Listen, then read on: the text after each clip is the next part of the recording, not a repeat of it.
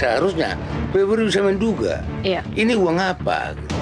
Harusnya kan begitu. Dengan turunnya Komisi 3, masyarakat menjadi, ini kasus apa ini? Kan gitu kan.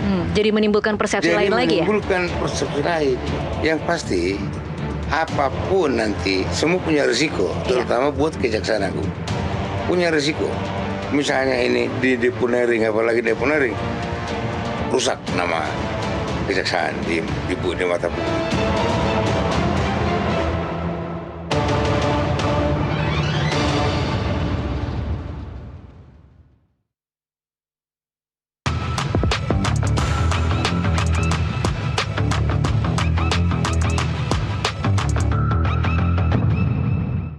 Tersangka kasus korupsi mantan Jampitsus Febri Adriansyah sudah menjalani pemeriksaan di Kejagung minggu lalu.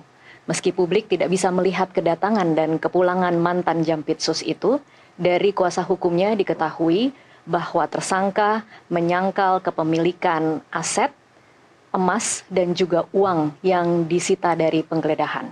Kita akan membahas lebih dalam mengenai kasus yang cukup mengagetkan publik dan juga memicu dugaan intervensi politik bersama dengan Direktur Penyidikan Tindak Pidana Khusus Kejaksaan Agung 2009-2011, Jasman Panjaitan. Selamat malam Pak Jasman. Selamat malam. Terima kasih sudah hadir di Kasih Paham. Saya ingin memulai diskusi kita dengan meminta catatan Anda terhadap kasus Febri Adriansyah ini. Ya, saya belum bisa ngomong mengenai apa, karena saya juga tidak membaca berkas. Namun dari pemberitaan di media, penyidik Polri telah melakukan penggeledahan di daerah Sentul. Yang kemudian juga yang saya tahu pasti bahwa Febri kan ngomong di TV bahwa rumah itu adalah milik saya katanya. Nah, milik Jampitsus dia bilangnya Pak. Milik Jampitsus, milik dia lah, milik dia. Kemudian ternyata dia bilang bahwa itu ada yang punya, kan gitu. Dan Bapak di statement itu saja memaknainya seperti apa Pak? Itu saya agak kebingungan loh, memaknai bagaimana konvers di hari Jumat itu ya Pak ya. Karena dia kan bagian yang mungkin menariknya adalah ketika dia menjawab pertanyaan wartawan ya Pak. Ditanyakan apakah rumah itu memang rumah milik dia karena ada foto keluarga di situ. Dia menjawab itu memang milik Jampitsus. Tetapi uang, emas itu ada pemiliknya. Ada kegiatannya. Itu saya tidak bisa mengerti. Bapak mungkin bisa membacanya seperti apa? Justru nggak perlu dibaca itu. Harusnya dikejar. Dikejar. Maksudnya itu apa? Jadi dalam pemeriksaan selanjutnya harusnya dikejar. Milik siapa pemiliknya? Dan kegiatan apa gitu. Itu harus dikejar di dalam tindak lanjut penyidikan. Itu. Oke, ini mungkin memang masih terlalu prematur karena kita sama-sama tidak tahu bagaimana modus korupsinya ya Pak. Kita tidak bisa membaca berkas sama seperti Pak Jasman tadi katakan. Tetapi kalau kita melihat runtutan kejadian yang diketahui publik saja Pak. Polisi melakukan penggeledahan di 13 lokasi. Kemudian kita sempat menunggu apakah polisi akan mengumumkan sebagai tersangka tetapi tidak. Kemudian pengumuman tersangka itu kita saksikan bersama dengan Komisi 3 DPR. Kemudian ketika diumumkan langsung dialihkan ke Kejagung. Di Kejagung sempat ada statement bahwa ketika Kejagung ambil alih dan keluarkan sprindik kemudian berubah lagi menjadi saksi, malamnya diralat kemudian masih tersangka. Bapak melihatnya rangkaian seperti ini nih sebenarnya apa dibacanya? Memang benar ada kasuskah? Atau memang benar dugaan atau statement dari kuasa hukum Hotman Paris yang mengatakan bahwa ini kriminalisasi Jampitsus? Ya, saya tidak bisa berkata seperti itu. Namun yang jelas bahwa istilah narasi yang mengatakan bahwa polisi dalam hal ini Polri menyatakan melimpahkan gitu. Nah, itu saya garis bawahi. Itu tidak ada istilah itu di dalam hukum acara. Bapak berarti sepakat dengan Prof Mahfud ya? Ya, saya sepakat dengan Prof Mahfud bahwa itu tidak ada istilah pelimpahan. Yang ada adalah kalau sudah selesai penyidikan, oleh penyidik, maka itu berkasnya dikirimkan ke penuntut umum untuk kemudian diteliti. Nah, kemudian diteliti, ternyata dalam penelitiannya misalnya kurang lengkap, maka dinyatakan P19. Ya. P19 disertai dengan petunjuk apa yang harus dilengkapi. Itu. Nah, kalau itu lengkap, keluarlah P21. Ini belum P21 tapi sudah dialihkan ke Jagung. Nah, apa kira-kira implikasinya Pak? Apa kira-kira resiko di masa depannya ketika ini terjadi? Lah, ya itu sampai saat ini saya masih berkata, masih menyatakan, ya kita lihat aja apa yang terjadi nanti. Kita lihat aja. Oke. Ini kan kalau statementnya Pak Mahfud kemudian menindaklanjutinya bahwa ini bukan hanya merusak mekanisme hukum acara pidana, tetapi juga merusak sistem hukum dan cara berhukum kita dalam hidup bernegara.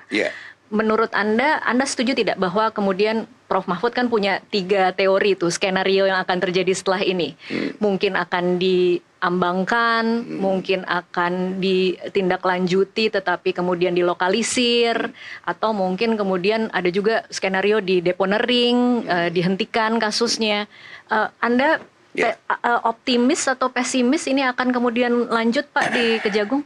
Yang pasti apapun nanti semua punya risiko, terutama buat Kejaksaan Agung. Punya risiko. Misalnya ini di deponering, apalagi deponering, rusak nama kejaksaan di mata publik. Kemudian juga tidak atau katakanlah dibawa ke pengadilan, di Febri dijatuhi hukuman. Loh, ini kok sadis banget. Kejaksaan kok makan anak sendiri, kan gitu. Apalagi kalau kita lihat bahwa Kejaksaan Agung ini kan ada itu yang menyerahkan uang, bergepok-gepok uang dia kepada yang selalu dipertontonkan yang itu selalu dipertontonkan gitu. Itu loh. Ini serba salah. Jadi makanya kita lihat aja. Kalau saya melihat, saya nggak bisa ngomong lagi sekarang ini. Saya melihat, itu kita tunggu aja nih apa yang terjadi nanti. Oke, Pak Jasman, tadi sebelum kita mulai, Pak Jasman sempat bilang bahwa Febri Adriansyah ini adalah anak buah Bapak waktu menjabat Direktur Penyidikan, dan Febri waktu itu menjabat Kasubdit Penyidikan. Mungkin bisa cerita sedikit apa kesan Bapak tentang Febri Adriansyah ini? Sepanjangnya, tapi ini bukan saya membela ya. Sepanjangnya yang saya tahu, dia ini memang baik. Dia baik, jujur, dan terutama yang saya katakan, yang terutamanya, ini manut sama pimpinan. Baik itu. Dan jujur itu indikatornya dari mana Pak? Ya artinya karena seperti tadi kan pernah juga misalnya jangan macam-macam. Enggak macam-macam. Oke. Jadi ketika ada kasus ini, reaksi Bapak kaget. Atau? Saya kaget. Saya kaget sama bahwa dia, loh kok gini? Apa iya? Gitu. Kaget. Saya kaget bahwa namanya sekarang disusup begitu. Kaget saya. Melihat ada 13 TKP, melihat hartanya 74 kg emas Pak, itu dalam bayangan Pak Jasman ini kan kalau 74 kg orang kemudian membayangkan ya berapa lama dia mengumpulkan. Nah, itu yang saya katakan, diteliti dulu, ditelisik ini siapa yang punya dan untuk apa gitu. Tapi masuk akal tidak sih Pak kemudian kalau itu ada di rumah seorang Jampitsus, rumah pribadi Jampitsus, tapi kemudian itu punya orang lain? Ya, iya dan tidak. Ya dan tidak, memang kadang-kadang lu gimana ini kok bisa begitu gitu. Karena saya tahu, atau dia apakah karena dia tidak tahu. Kalau di dalam undang-undang TPPU, kalau di dalam berangkas tidak mungkin tidak tahu dong ya Pak kira-kira. Iya itu kan, nggak mungkin dong. Ya itu kan. Nah terus soal tahu ini, kalau memang menggunakan pasal 3 dan pasal 4 undang-undang TPPU, harus dibuktikan itu. Untuk apa? Tapi untuk pasal 5 tidak perlu. Bahwa Febri salah. Kalau itu membiarkan itu uang yang udah pasti, yang seharusnya Febri bisa menduga. Ini uang apa gitu. Harusnya kan begitu. Iya. Ini kan kemudian mungkin kita berangkat dari klarifikasi Hotman Paris kemarin ya Pak, saya bacakan ya. Jadi ada 5 poin lah kira-kira yang dikatakan oleh kuasa hukum Febri. Yang pertama adalah tidak menerima uang 50 M dari TAN. Kemudian rumah di Sentul itu sejak 2022 milik advokat Don Rito. Yang ketiga, Cafe The Clan itu juga menurut Hotman bukan lagi milik Febri. Kemudian kasus Asabri itu maju di pengadilan Agustus 2021, diputus Januari 2022, sementara Jampitsusnya belum Febri pada saat itu. Iya.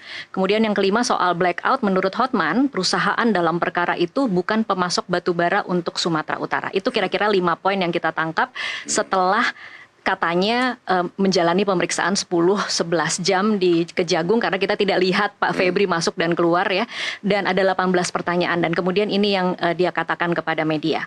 Nah, dari sini Pak mencoba membuktikan bahwa aparat penegak hukum itu melakukan penyalahgunaan wewenang. Ini kan tentunya agak lebih sulit daripada kemudian mencoba membuktikan warga negara biasa ya Pak ya.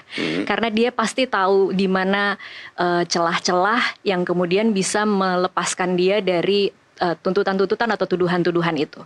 Menurut Anda kira-kira tantangan dari penyidik untuk kemudian menyidik kasus ini itu seperti apa? Loh, ini karena kita bicara aparat penegak hukum. Iya. Pejabat tinggi di Kejaksaan Agung. Ketika ditemukan 74 kg, ketika dia bilang itu bukan milik dia, apakah akan semudah itu kemudian tidak bisa dibuktikan bahwa itu milik dia? Ya, iya memang tidak semudah itu. Tapi itulah tantangan buat penyidik. Cari dong, cari alat buktinya. Ya. Itulah tantangan buat penyidik. Dia memang tidak boleh percaya saja, tidak. Tapi cari apa bukti-buktinya. Ini milik si Anu gitu, apa hubungannya dengan si Anu itu? Itu yang harus dikejar nanti oleh apa? Ya situ juga terutama kan siapa itu kan ngomong. Juga pengacaranya itu kan, pengacaranya si Don Prito. Ya itu kejar. Anda kan ngomong, bos statement Anda di media mengatakan bahwa itu ada mana? Nah, dikaitkanlah itu dengan pengakuan Febri. Gitu kan. Nah, ada lagi nggak pengakuan yang lain? Kalau ada yang lain, kaitkan lagi gitu. Begitu cara kita akan melakukan penyidikan supaya kita bisa tahu yang mana yang benar gitu. Oke. Karena semua pada bisa saja merekayasa semua gitu. Gitu, Mbak. Oke. Fakta bahwa kemarin ketika dipanggil atau diperiksa pertama kalinya di Kejagung ya Pak Jasman, itu tidak terlihat oleh media. Kemudian kuasa hukum yang memberikan keterangan. Menurut Anda dalam kasus yang mendapatkan perhatian cukup tinggi secara nasional, seberapa penting sebenarnya Kejaksaan Agung menunjukkan cara kerjanya sama seperti kasus-kasus lainnya? Iya, ya itu harus. Kan disebutkan bahwa orang-orang ini yang 9 orang itu katanya orang-orang yang ya oke tunjukkanlah. Oh, 9 orang penyidik itu harusnya ditunjukkan? Ya, artinya tunjukkanlah bahwa memang mereka itu betul-betul qualified ya. Bahwa memang betul-betul mampu menyidik. Bagaimana cara menunjukkannya dalam bayangan Pak Jasman? Ya dia memang pertama-tama dia menguasai bagaimana cara menyidik. Ya kan? Ungkapkan semua kasus yang semua data, fakta, keterangan dianalisis. Itu. Jadi ini pun juga nanti mudah-mudahan bukan hanya yang 9 orang. Karena setiap begitu selesai nanti di kejaksaan itu kebiasaannya habis ada penyidikan, ada fakta baru itu dibawa dalam ekspos. Nah di ekspos itu nanti akan terjadi dialog, akan terjadi perdebatan gitu. Itu sebenarnya pasti bisa, pasti bisa. Asal jangan sampai ada yang membelok gitu. Itu. Ini lagi-lagi memang mungkin jadi pertanyaan publik ya, karena kemudian publik kan memang cukup bisa dibilang kepercayaannya tidak tinggi ya Pak terhadap Kejagung menangani anggotanya sendiri ya Pak ya. Kalau kita mungkin kemarin bisa melihat rangkaian tersangka-tersangka Kejagung itu selalu kita saksikan bagaimana ada ritual memakai rompi pink, diborgol, dibawa jalan ke dalam mobil tahanan. Akankah publik bisa berharap akan ada visual seperti itu untuk Jampitsus ini? Nah ini juga kita juga harus bisa publik juga harus penyidik ini juga harus bisa mengedukasi. Jangan terlalu a priori begitu ada suara-suara begini-begini, ya itu harus tahan. Jangan begitu gitu loh. Masyarakat juga harus diedukasi supaya mereka itu jangan berprinsip seperti itu. Tersangka itu belum tentu bersalah, namanya juga tersangka. Itu. Ya, namun demikian jangan juga dibiarkan gitu loh. Ini yang seharusnya masyarakat juga harus menahan diri, tidak mengkriminalisasi orang yang tidak bersalah. Oke, tapi kalau menurut Bapak menangkap suara-suara publik saat ini kepada Febri Adriansyah dan pemeriksaannya di Kejagung itu seperti apa, Pak? Ya sesuai dengan pemahaman masyarakat sendiri. Saya nggak bisa menghakimi itu. Ya begitulah, misalnya kalau misalnya masyarakat itu berpendapat seperti itu, ya sudah. Namanya juga berpendapat. Ya kan? Kan nggak salah orang berpendapat. Toh yang memegang kendali kan di aparat penegak hukum. Iya. Kan gitu. Tidak salah, tetapi kemudian apakah pihak Kejagung harus menunjukkan respon yang sedikit lebih menjawab pertanyaan publik atau keraguan-raguan publik? Iya, itulah tadi yang saya katakan. Kenapa saya tadinya pesimis ya? Apakah jaksa? Karena apa? Kejaksaan itu pasti akan mengalami. Dia berbuat A salah. Berbuat B pun salah, berbuat C pun salah. Itu yang berat bagi kejaksaan dalam kasus ini gitu. Kalau menurut Pak Jasman sebenarnya tindakan yang harus dilakukan Kejaksaan Agung untuk kasus Febri ini seperti apa agar kemudian paling tidak kan Bapak bilang A salah, B salah, paling tidak terlalu salah lah Pak. Ya, jadi sebenarnya yang paling pas ya, yang paling pas tadinya ya ini serahkan saja supaya nggak salah. Ada dua. Kalau Pak Mahfud kan ngomong serahkan aja ke KPK kan. Iya. Gitu. Nah, kalau saya tambah lagi minta pendapat Ketua Mahkamah Agung supaya siapa penyidiknya gitu loh. Oh, minta pendapat Mahkamah Agung. Iya. Oke. Kenapa harus ke Mahkamah Agung? Ya karena memang Mahkamah Agung lah yang memonitor nanti mulai dari Pengadilan Negeri sampai di Mahkamah Agung. Ya. Kenapa tidak dilibatkan Mahkamah Agung? Supaya tidak menyalahi. Kalau ini ke KPK juga ada juga serba-serbinya gitu loh. Iya. Ya, mungkin serahkan aja ke Mahkamah Agung. Kalau Pak Mahkamah Agung menetapkan sudah lanjutkan. Kenapa? Karena Mahkamah Agung juga bisa menjawab tadi. Kan kita katakan ini kan tidak ada pelimpahan gitu loh.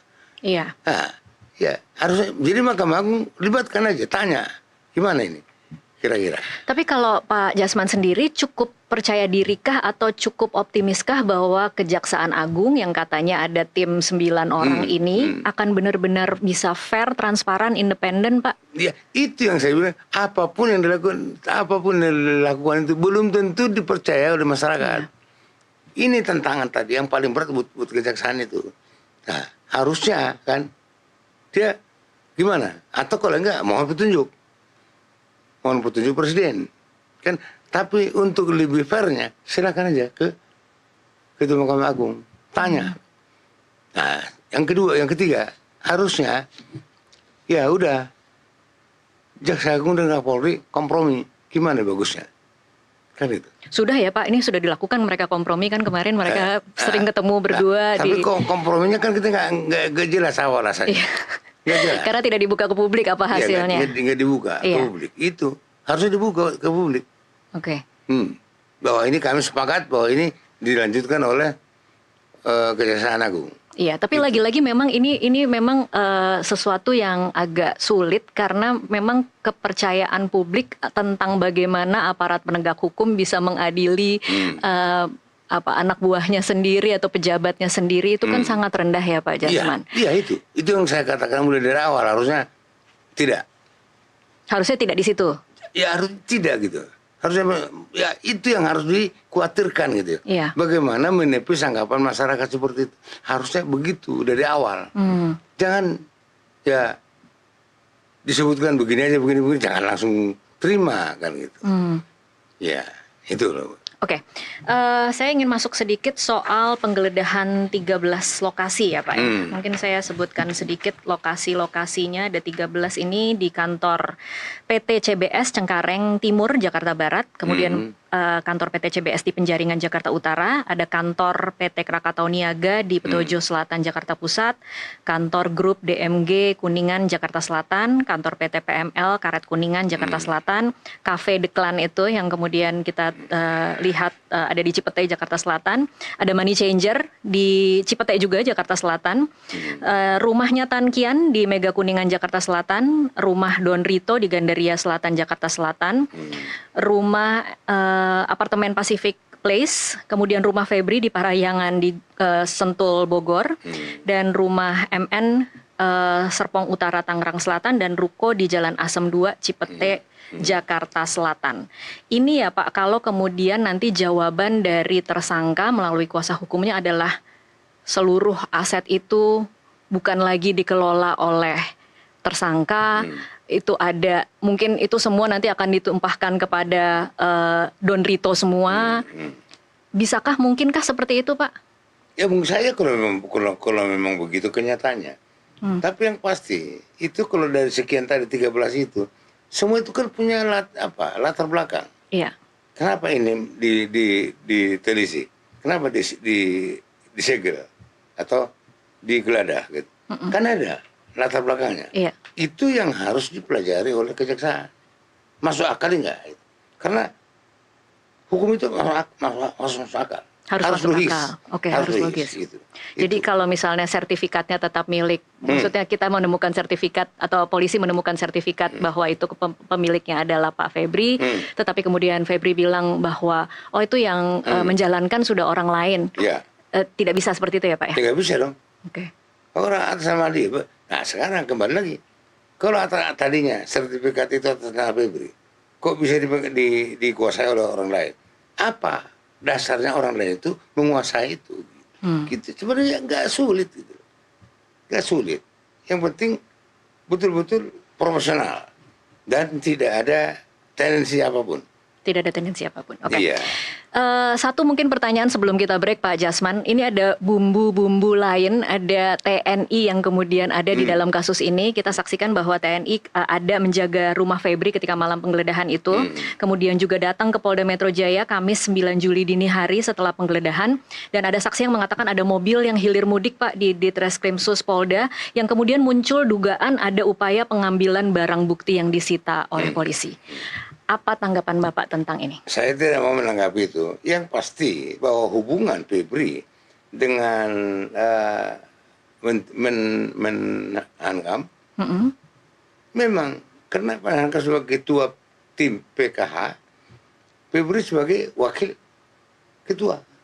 Jadi mungkin saja Febri minta perlindungan TNI begitu kira-kira? Ya, kebetulan bukan jadi karena memang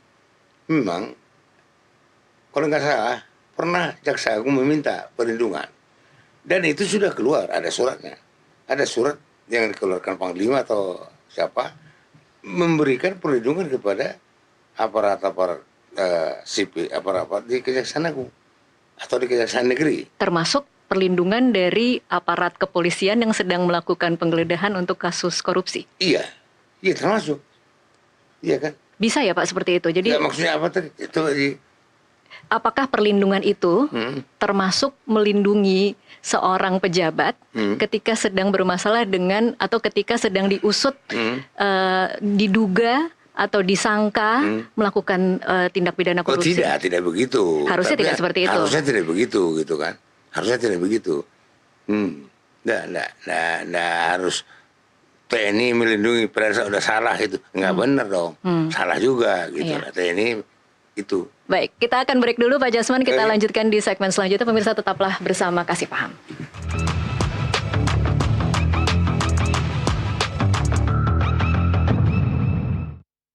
Air kan banyak di mana-mana, kok usah bisa habis Bu? Iya, air memang banyak. Pemirsa, terima kasih Anda masih bersama Kasih Paham. Kita lanjutkan perbincangan pada malam hari ini. Pak Jasman, kalau menurut Anda dengan melihat rentetan atau garis waktu yang terjadi pada kasus ini, dimulai dari penggeledahan dulu, kemudian penetapan tersangka, menurut Anda tantangan untuk penyidik membuktikan korupsi, yang ini kan bukan tangkap tangan ya Pak ya. Kalau tangkap tangan kan mungkin akan lebih mudah untuk penyidik menetapkan tersangka dan kemudian ada barang buktinya. Ini barang buktinya ada, tetapi seperti yang kita saksikan saat ini dari kuasa hukumnya sudah mengatakan bahwa itu beberapa bukan milik tersangka. Iya. Tantangannya akan seperti apa, Pak? Tantangannya ya harus mampu menjelaskan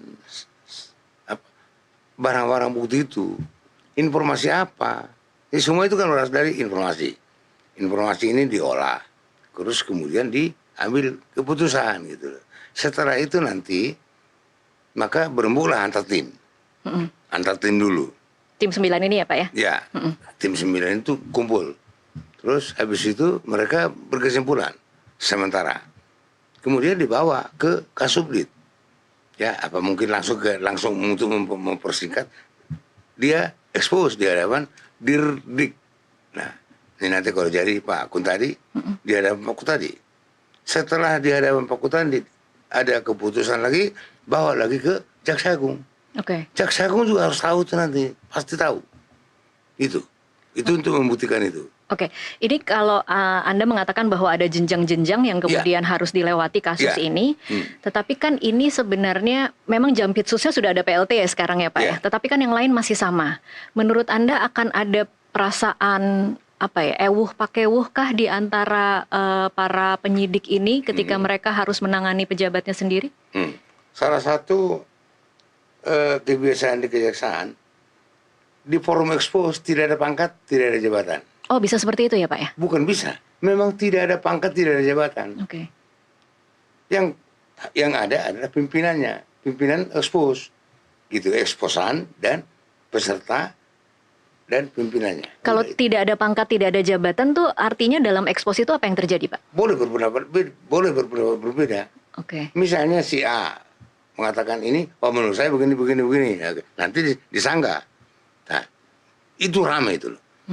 Ekspos itu ramai. Bisa hanya untuk membahas satu topik bisa sampai 2 jam gitu. Itu. Oke. Ini saya mohon maaf bertanya karena ini mungkin ada kecurigaan di publik ya Pak. Ketika kemudian jangan-jangan jaringan Jampitsus kalau memang dia tersangka dan melakukan korupsi itu masih ada di situ.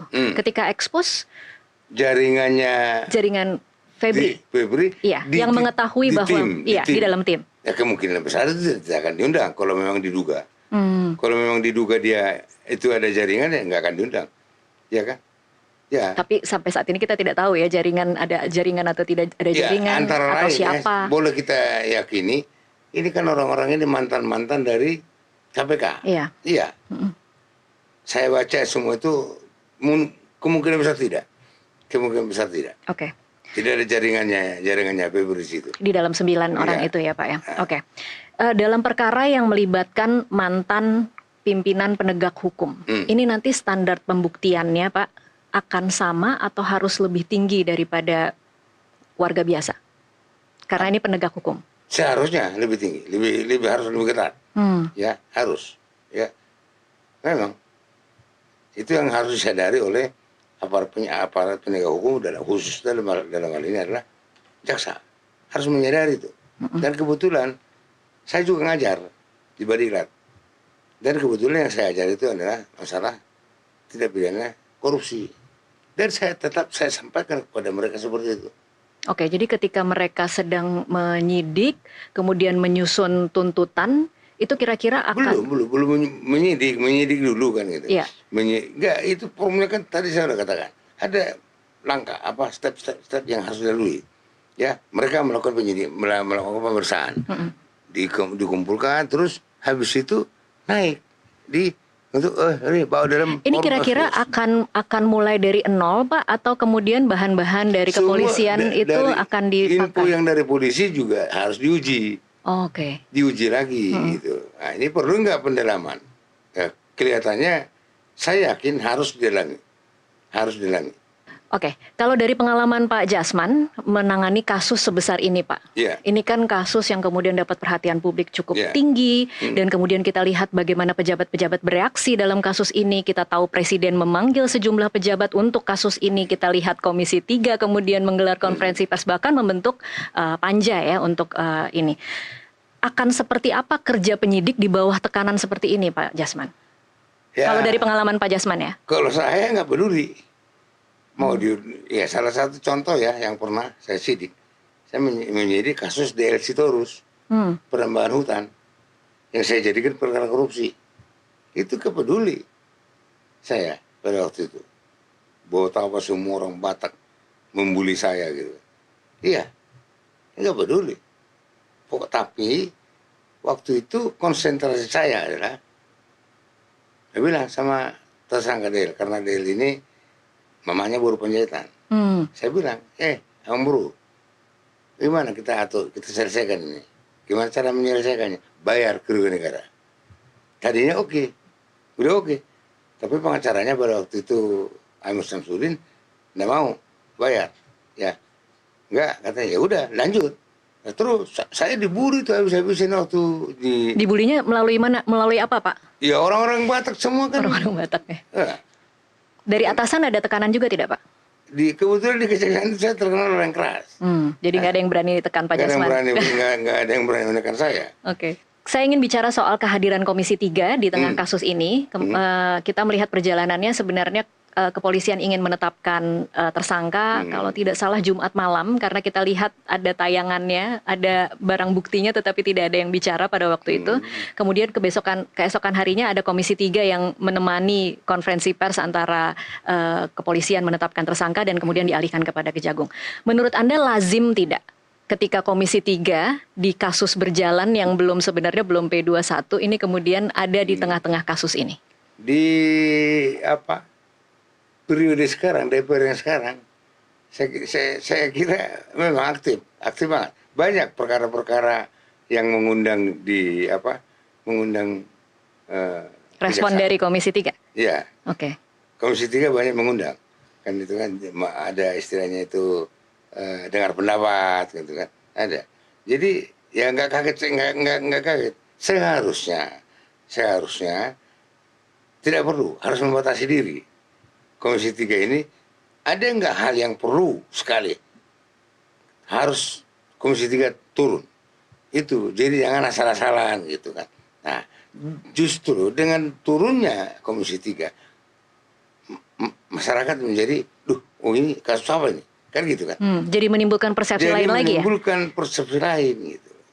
Ya kan, itu yang jadi masalah. Harusnya bisa Komisi 3 untuk tidak supaya tidak menimbulkan kegaduhan gitu. Dengan adanya kayak gini kan jadi gaduh gitu. Oke. Soal penetapan tersangka yang tanpa pemeriksaan, Pak Jasman, kemudian soal penggeledahan yang tanpa pemberitahuan, kemudian soal status tersangka yang begitu dialihkan sempat disebut Kejagung sebagai berubah jadi saksi, tapi kemudian malamnya disebut lagi menjadi tersangka. Ini semua, Pak Jasman, kalau kemudian dijadikan bahan untuk gugatan pra-peradilan, kira-kira ini mudah menang tidak, Pak? Ya, saya nggak bisa ngomong. Yang pasti tidak lazim. Tapi ini celah tidak sih, Pak? Kemudian untuk tersangka bisa memperkarakan penetapan tersangka? Iya. Dia tersangka bisa mempra-peradilan. Ya, dan itu supaya lebih fair, iya harus. Itu nanti apa? Tapi tolong juga apapun putusan pra-peradilan itu harus dihormati. Gitu. Oke. Terakhir mungkin sebelum kita ke segmen 3 nanti Pak, publik itu melihat rentetan pertemuan simbolik antara para pemimpin-pemimpin institusi yang kemudian dipersepsikan, ini persepsi ya Pak Jasman, dipersepsikan publik seperti sedang ada intrik atau sedang ada perang bintang lah kalau di netizen bicaranya ya. Tapi kita kemudian melihat di hari Minggu itu, di hari Koperasi, ada foto bersama antara Jaksa Agung dengan Kapolri. Kemudian di hari Senin kita lihat Kapolri datang ke Kejaksaan Agung. Simbol-simbol seperti ini menurut Pak Jasman meredakan persepsi negatif publik atau justru memancing persepsi lain? Jadi ya bisa saja itu simbol-simbol menunjukkan bahwa tidak ada masalah. Tapi sebaliknya juga, bisa juga kamuflase.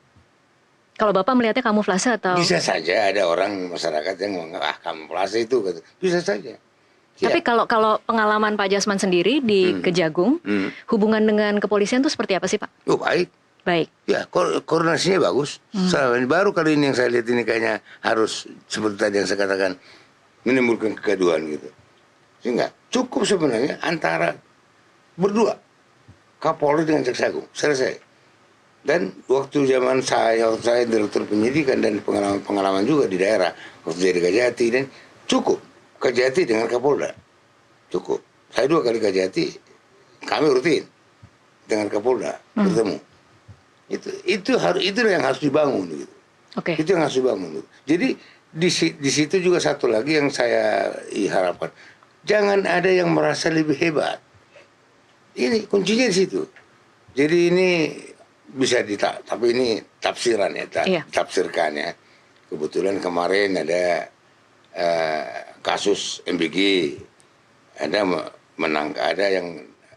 jenderal polisi yang kemudian ditangkap. Ini juga waktu itu saya juga sebenarnya bilang, loh kok sampai begini gitu. Saya juga menyesalkan kejadian itu. Gitu.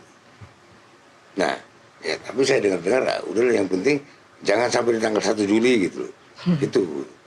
Itu juga harus dijaga. Tapi wajar ya Pak kalau kemudian masyarakat menghubung-hubungkan bahwa apa yang terjadi pada Jampitsus adalah akibat kasus MBG begitu. Iya, kan gitu kan. Iya. Nah, ada lagi informasi tapi ini informasi ya, bahwa tim dari Kejaksaan Agung yang akan menggeledah di Jawa Tengah disuruh balik kanan. Ada juga informasi seperti itu. Itu. Ini yang akibat daripada yang tidak hati-hati gitu loh. Kurang hati-hati. Yang kurang hati-hati siapa dong Pak? Ya mereka semua. Termasuk ya ini juga ya Febri juga seperti itu tadi kan, dia di rumahnya ada barang begitu kan hati-hati juga. Jadi merampok kok jadi begitu gitu. Oke. Kalaupun merampok gitu. Tapi kalau Pak Jasman tadi mengatakan harusnya ini bisa diselesaikan antara 2 kepala institusi itu. Selesai. Tapi definisi selesai itu seperti apa Pak? Karena jangan sampai kemudian publik melihat selesai akhirnya MBG-nya tidak diusut, kemudian kasus korupsi Jampitsusnya juga tidak diusut. Sama aja. Di kejaksaan mau di kepolisian yang mereka kedepankan adalah keadilan berdasarkan hati nurani rakyat. Baik di penyidik Polri maupun di penyidik kejaksaan itu harus melekat. Artinya apa Pak? Ya, artinya bahwa mereka harus melakukan pendekatan terhadap apa yang mereka lakukan itu adalah sesuai dengan keadilan yang tumbuh dan berkembang di tengah-tengah masyarakat. Itu. Jadi bukan yang tumbuh dan berkembang sesuai dengan keinginan mereka, bukan. Oke. Baik, kita harus break dulu Pak Jasman. Nanti kita lanjutkan di segmen selanjutnya. Pemirsa tetaplah bersama Kasih Paham.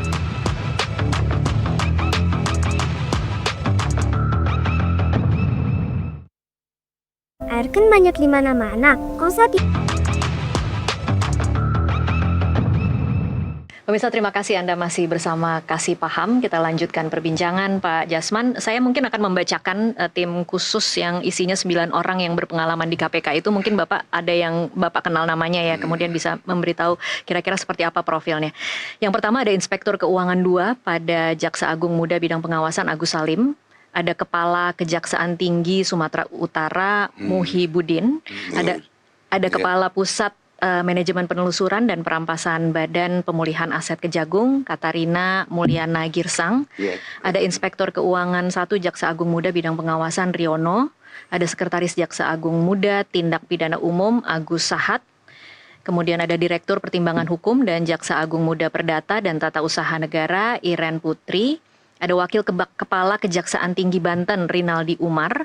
Direktur Penuntutan Jaksa Agung Muda Pidana Militer Zeta Dong Alo.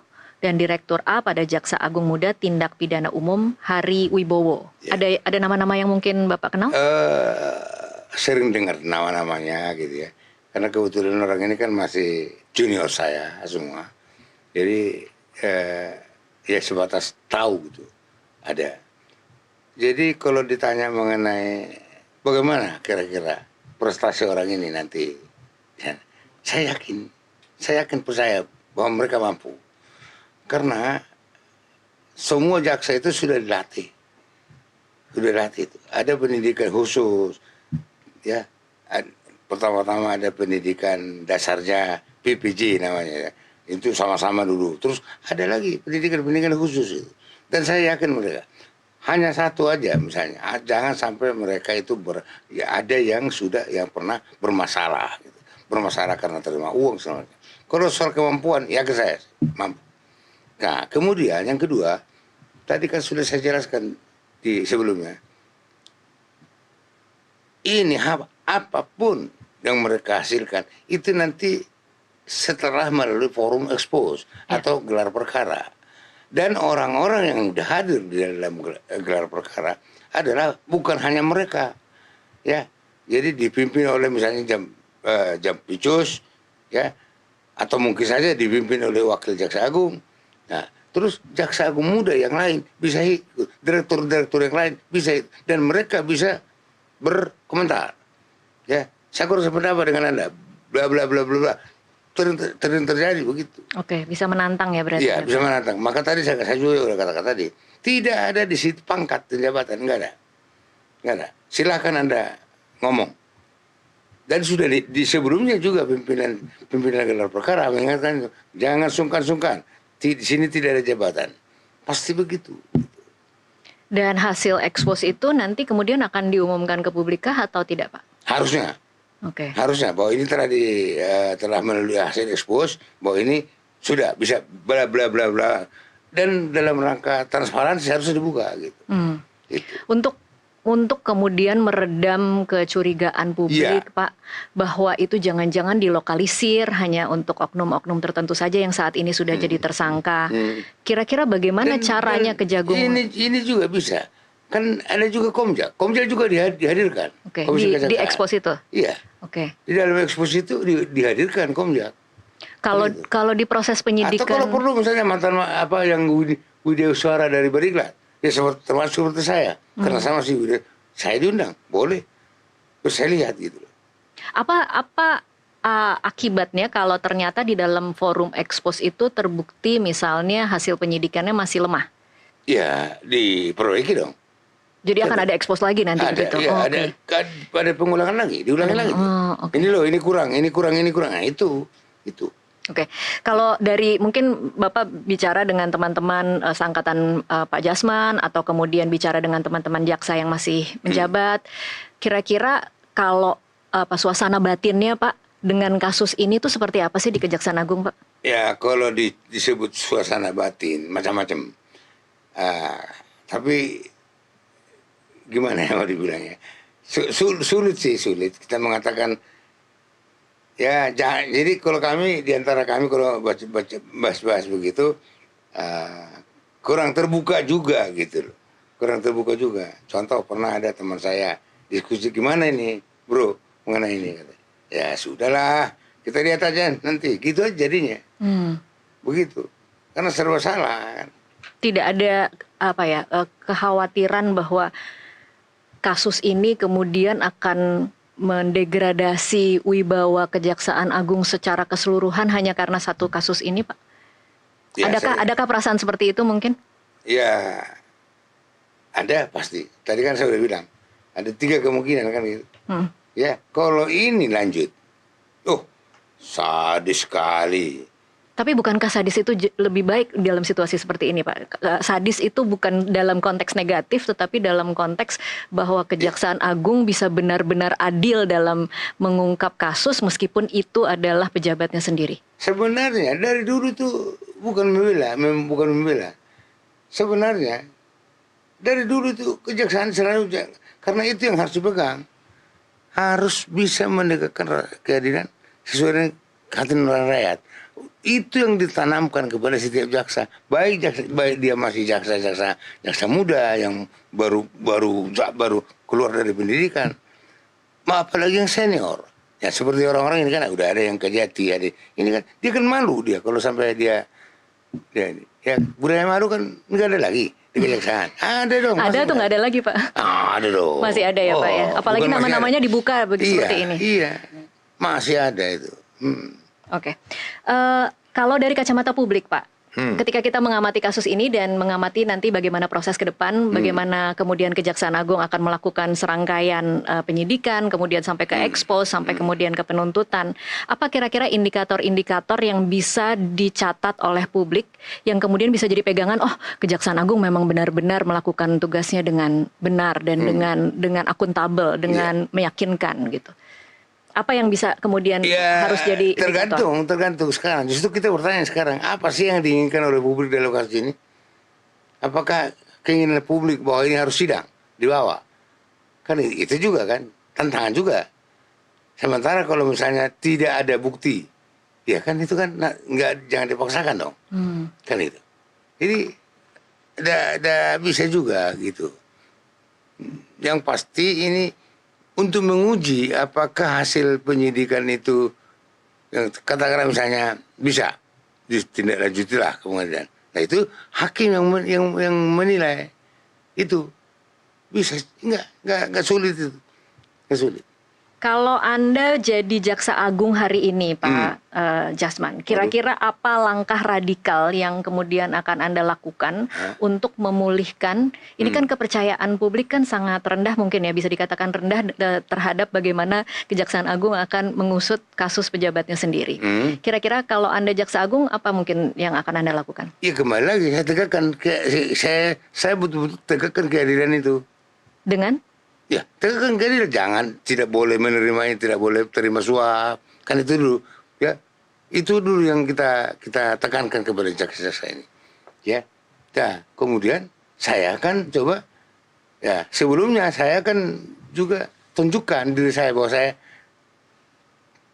tidak terima, ya, harus berani mengatakan tidak pernah, tidak mau menerima, tidak mau diatur-atur, itu aja.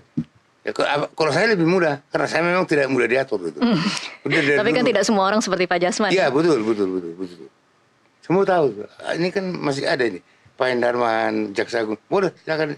Harusnya di pimpinan kami diundang media. Contoh Pak Prasetyo masih ada, terus Pak Hendarman masih ada. Itu bisa diajak ngobrol juga seperti ini, gitu. Oke, belajar dari kasus ini, apa kira-kira yang harus dipegang oleh Kejaksaan Agung, termasuk untuk jaksa-jaksa mudanya kali ya Pak Jasman, kemudian belajar dengan bagaimana mereka melihat Jampitsusnya punya aset begitu banyak, kemudian dilakukan penggeledahan, dan meskipun sekarang kita tidak tahu itu milik siapa ya Pak Jasman, tetapi kira-kira pelajaran apa yang harus diambil oleh para jaksa-jaksa muda? Ya pelajaran, ya kan, ya bukan pelajaran lagi sih, harusnya takut gitu. Tadi kalau istilah yang sering saya gunakan, ciptakan budaya takut. Iya. Kalau di Kejaksaan Agung itu budaya takut ada tidak sih Pak? Oh ada. Saya mah kebetulan mantan PLT Jamwas. Oke. Oh paling takut. Itu di pemda itu. Saya kan ngomong gitu. Takut untuk korupsi? Ya, bukan. Jadi indikasinya juga. Kalau waktu saya itu, waktu di Kejati, saya ngomong gitu kepada kepala-kepala unit, jangan sampai ada yang pulang terus. Misalnya saya di daerah nih, contoh di waktu itu di Kalimantan Tengah, saya sampaikan itu pejabat-pejabat Kalimantan Tengah, jangan sampai kalian itu pulang terus ke Jakarta. Hari-hari Sabtu, hari Jumat, hari Sabtu pulang ke Jakarta, dan melalui pintu VIP-nya. Kan itu. Karena apa? Saya udah bilang, anak buah saya sudah saya taruh di sisa tuh. Siapa kira-kira pejabat yang pulang tiap minggu? Catat. Itu saya pakai. Kalau tetap melakukan, diapakan Pak? Ya selidiki. Selidiki. Dari mana uangnya untuk pulang-pulang terus ke Jakarta? Gitu. Jadi ini juga begitu. Di internal juga begitu. Nah, jadi waktu saya di PLT Jamwas, saya ngomong itu kalau saya instruksi ke daerah. Saya ngomong, jangan sampai saya mendengar tadi, Anda seringkali pulang ke Jakarta. Atau entah kemana. Gitu. Nah, gampang. Saya tungguin aja di bandara. Ada beberapa jaksa-jaksa yang pulang ke daerah. Pulang ke Jakarta atau ke entah kemana. Keluyuran di bandara gitu. Ngapain? Itu. Jadi ditakutin dulu. Nah itu yang tadi saya katakan. Kita ciptakan keadaan. Budaya takut. Itu. Harusnya Jamwas itu ditakuti oleh jaksa-jaksa di daerah. Maupun jaksa-jaksa di Kejaksaan Agung gitu. Gitu. Dari gaya hidupnya berarti ya Pak ya, sudah bisa kelihatan. Iya. Contohnya seperti saya, gaya hidup saya. Tinggal saya di mana? Di Pondokopi. Bukan di Pondok Indah. Rumah juga penting ya Pak, lokasi rumah ya. Kalau di Jakarta Selatan mencurigakan ya Pak. Oh iya dong, iya kan gitu. Ya kalau misalnya rumahnya di sini, ya macam ada teman-teman, rata-rata. Kalau saya, justru saya itu dikatakan orang kiri itu katanya. Karena apa? Karena rumah saya di Pondokopi. Itu. Di rumah saya memang di Pondokopi. Iya. Tapi kalau kemudian pada masa Pak Jasman ada orang-orang yang kemudian atau jaksa-jaksa yang Dari kemudian dulu juga terindikasi sudah banyak orang kaya jaksa. Iya, sudah banyak ya jaksa kaya ya. Udah. Tapi membuktikan bahwa mereka itu kemudian jangan-jangan melakukan sesuatu atau penyalahgunaan wewenang itu tadi kan mobilnya apa, tinggalnya di mana, mudah kok. Mudah itu. Makanya sebenarnya apa yang dilakukan di KPK itu bagus gitu loh. Apa yang dilakukan di KPK? Ya artinya kan itu kan seleksinya itu kan dilihat gitu kan. Iya, ya saya waktu itu masuk kok seleksi di KPK, ya nggak lulus aja di masalah politik kan di DPR, kan DPR yang milih. Ya. Oke.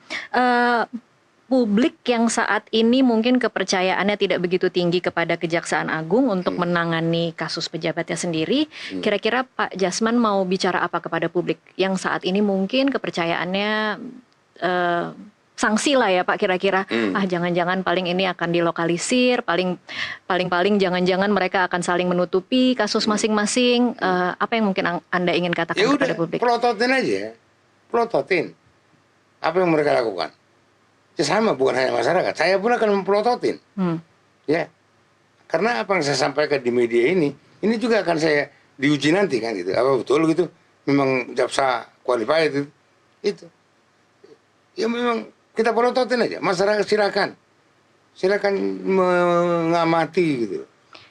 Dan kalau ternyata akhirnya menguap begitu saja atau kemudian tidak masuk ke persidangan? Oh enggak, kalau itu enggak. Saya yakin enggak. Oke. Pasti masuk. Pasti masuk. Pasti masuk. Soal bagaimana nanti persidangan putusannya itu nanti itu lain persoalan. Kalau ini pasti maju ke persidangan. Pasti akan mungkin masuk ke persidangan. Nggak mungkin. Dan kita akan menyaksikan seorang mantan Jampitsus duduk di kursi pesakitan begitu kira-kira. Iya.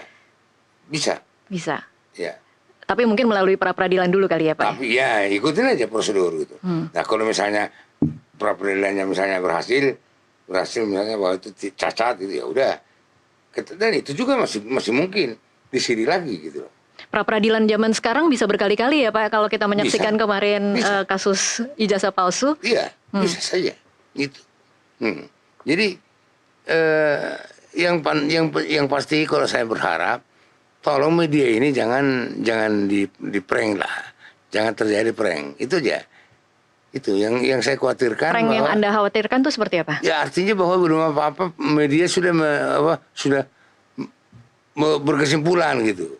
Sulit soalnya tidak berkesimpulan dengan barang bukti yang sebesar itu ya Pak Jasman. Iya, kan itu tadi itu yang saya katakan. Memang itu sangat sentral mengenai barang bukti itu, betul.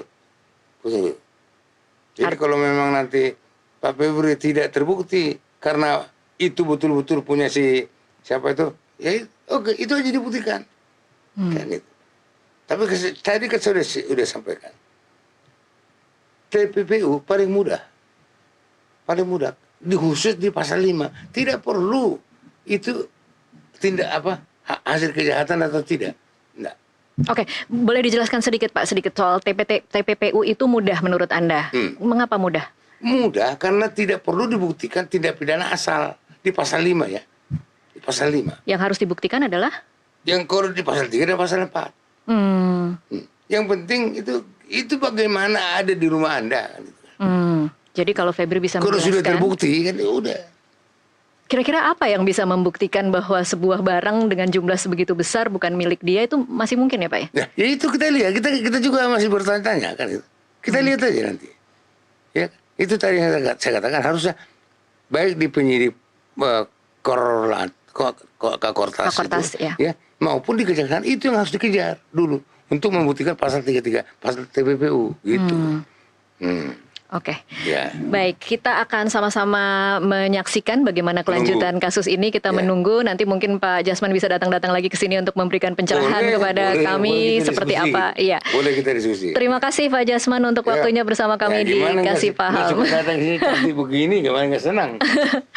Baik, pemirsa, kasus ini bukan sekedar menguji seorang mantan pejabat, tetapi apakah sistem penegakan hukum di Indonesia bisa memeriksa dirinya sendiri secara independen, transparan, dan juga akuntabel. Publik tidak hanya menunggu siapa yang bersalah, tetapi juga ingin memastikan proses menuju kebenaran ini akan sesuai dengan hukum dan dapat dipertanggungjawabkan. Sampai jumpa di Kasih Paham berikutnya.